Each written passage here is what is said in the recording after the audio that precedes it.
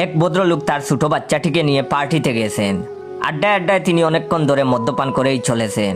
হঠাৎ করে তার বাচ্চার কথা মনে হতেই পাশে তাকিয়ে দেখলেন তার বাচ্চাও খানিকটা মদ্যপান করে ফেলেছে। তিনি ওই মদ্যপান অবস্থায় নিজেই গাড়ি চালিয়ে পার্টি থেকে বাড়ি ফিরছেন আর একটু পর পর বাচ্চাকে বকছেন।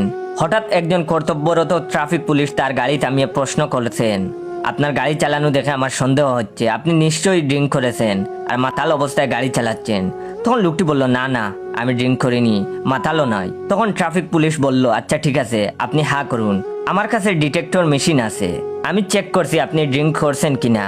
লোকটি তখন হা করলো এবং মেশিনে ড্রিঙ্ক করার সিগন্যাল দিল।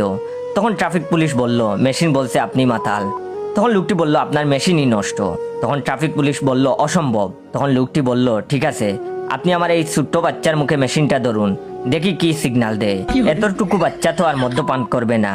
তখন ট্রাফিক পুলিশ বলল, ঠিক আছে বাবু, মুখটা হা করো তো। তখন বাচ্চাটি মুখ হা করলো এবং মেশিনে যথারীতি মাতাল সিগন্যালই দিল।